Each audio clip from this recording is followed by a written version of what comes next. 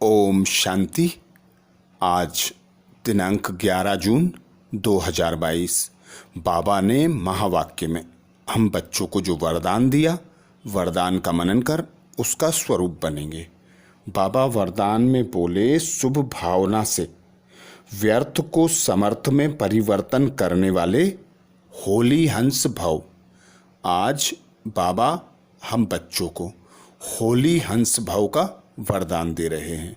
वरदान में बाबा कह रहे हैं, शुभ भावना से व्यर्थ को समर्थ में परिवर्तन करने वाले होली हंस भव।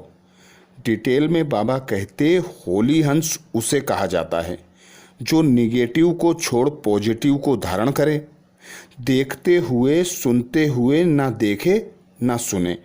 निगेटिव अर्थात व्यर्थ बातें, व्यर्थ कर्म ना सुने, ना करे, ना बोले, व्यर्थ को समर्थ में परिवर्तन कर दे। अर्थात बाबा आज हम बच्चों को होली हंस का वरदान देते और होली हंस की विशेषताएं बताते कि होली हंस उसे कहा जाता है जो व्यर्थ को समर्थ में परिवर्तन कर दे, अर्थात निगेटिव को पॉजिटिव में परिवर्तन करे। तो हम जब कोई व्यर्थ देखते हैं, सुनते हैं, बोलते हैं, करते हैं तो हम होली हंस नहीं कहलाएंगे। तो बाबा सदा कहते, गुणग्राही बनो, सर्व आत्माओं की विशेषताएं देखो और व्यर्थ के तूफानों को समर्थ में परिवर्तन करने वाले बनो। तो आज बाबा हम बच्चों को वही श्रीमत देते कि नेगेटिव अर्थात व्यर्थ बातें, व्यर्थ कर्म, व्यर्थ बोल ना सुनो, ना देखो और ना करो। और जो भी व्यर्थ देखते हो, सुनते हो, बोलते हो, उसे समर्थ में परिवर्तन करो। तो समर्थ में परिवर्तन करने वाले ही बाबा कहते होली हंस हैं। जिस प्रकार हम हंस को देखते हैं, वे कंकड़ पत्थर को छोड़कर मोती चुगते हैं, दूध से पानी को अलग कर दूध पी लेते हैं। उसके अपोजिट हम देखते हैं बगुलों को, वह कीट खाता है। तो बाबा कहते, तुम बगुलों की दुनिया में हो, तुम व्यर्थ को देखते हुए समर्थ में परिवर्तन करो। अपने बोल, कर्म, संकल्प सब कुछ समर्थ हों, क्योंकि बाबा सुबह अमृत बेले से लेकर शाम तक की हम बच्चों को श्रीमत देते।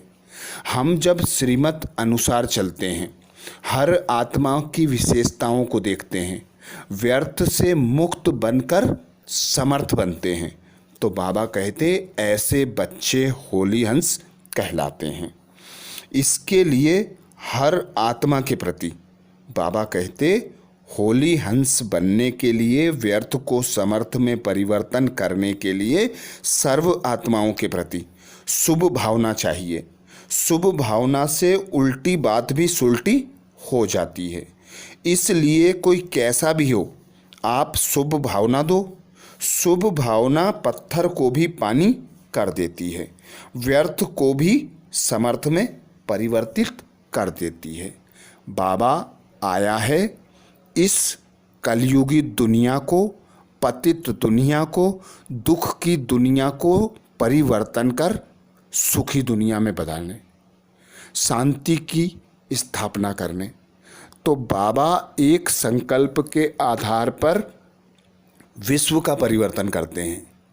ऐसे ही हम बच्चे बाबा की संतान बनकर बाबा के श्रेष्ठ कार्य में मददगार बनते हैं। तो बाबा कहते, सर्व आत्माओं के प्रति शुभ भावना रखो, शुभ कामना रखो। जब तुम सर्व के प्रति शुभ भावना रखते हो तो तुम शुभ चिंतक बन जाते हो, अर्थात विश्व कल्याणकारी बन जाते हो। तो तुम्हारा पिता शिव विश्व कल्याणकारी है, तुम बच्चे मास्टर विश्व कल्याणकारी हो। तो कैसी भी परवश आत्मा हो, कैसी भी परिस्थिति हो, उसे बाबा को साथी सहयोगी बनाकर बाबा की श्रीमत पर चलकर, सर्व आत्माओं को शुभ भावना देकर, पांचों तत्वों के प्रति शुभ भावना शुभ कामना की मनसा सकाश देकर सर्व को परिवर्तन करो, अर्थात व्यर्थ को परिवर्तन कर समर्थ बनाओ। तो बाबा कहते कैसा भी पत्थर हो उसे भी शुभ भावना द्वारा आप पानी बना सकते हो, व्यर्थ को समर्थ बना सकते हो।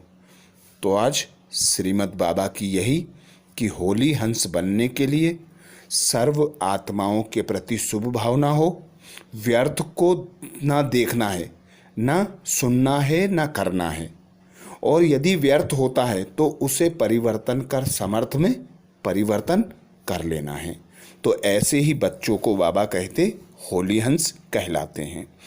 स्लोगन में बाबा कहते अतीन्द्रिय सुख की अनुभूति करनी है तो शांत स्वरूप स्थिति में स्थित रहो। अतीन्द्रिय सुख की अनुभूति करनी है तो शांत स्वरूप स्थिति में स्थित हो जाओ। अर्थात हम आत्माएं जब अपने स्वधर्म में स्थित होती हैं, अपने स्वरूप में स्थित होती हैं, तो हमें सर्वशक्तिमान सुख का सागर, शांति का सागर पिता परमात्मा याद होता है। और जब हम शांत स्वरूप स्थिति में टिक जाते हैं, अर्थात अंतर्मुखी होकर खुद को आत्मा अनुभव करते हैं, तो बाबा भी हमें याद होता है, अपना घर भी याद होता है, और हम अतीन्द्रिय सुख की अनुभूति करते हैं। आज बाबा ने महावाक्य में हम बच्चों को जो सार सुनाया, सार का मनन करेंगे। बाबा कहते मीठे बच्चे, ब्राह्मण बनकर कोई ऐसी चलन नहीं चलना जो बाप का बनाम बदनाम हो। धंधा धोरी करते सिर्फ श्रीमत पर चलते रहो। ब्राह्मण बनकर कोई ऐसी चलन नहीं चलना जो बाप का नाम बदनाम हो। धंधा धोरी करते सिर्फ श्रीमत पर चलते रहो। प्रश्न किया बाबा ने, गॉडली स्टूडेंट के मुख से कौन से शब्द नहीं निकलने चाहिए? गॉडली स्टूडेंट के मुख से कौन से शब्द नहीं निकलने चाहिए? उत्तर में बाबा कहते हमें पढ़ाई पढ़ने की फुर्सत नहीं है, यह शब्द तुम्हारे मुख से नहीं निकलने चाहिए।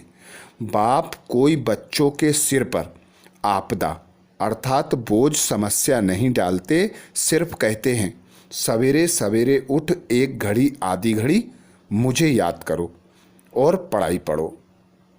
दूसरा प्रश्न बाबा बोले, मनुष्य का प्लान क्या है और बाप का प्लान क्या है? मनुष्य का प्लान क्या है और बाप का प्लान क्या है?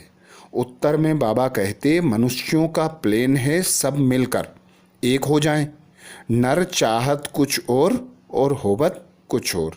बाप का प्लान है झूठ खंड को सचखंड बनाना, तो सचखंड में चलने के लिए जरूर सच्चा बनना पड़े। गीत सुनाया बाबा ने, आज के इंसान को देखो। धारणा के लिए मुख्य सार में बाबा कहते सचखंड के लिए सच्ची कमाई करनी है, आत्म अभिमानी होकर रहना है। इस सड़ी हुई जूती अर्थात शरीर के अभिमान को भूलना है।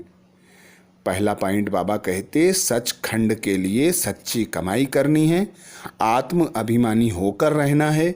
इस सड़ी हुई जूती अर्थात शरीर का अभिमान छोड़ देना है।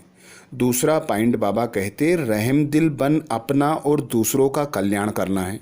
सवेरे सवेरे उठ बाप को याद करते स्वदर्शन चक्र फिराना है। रहम दिल बन अपना और दूसरों का कल्याण करना है। सवेरे सवेरे उठ बाप को याद करते स्वदर्शन चक्र फिराना है। ये थे बाबा के महावाक्य। अच्छा, ओम शांति।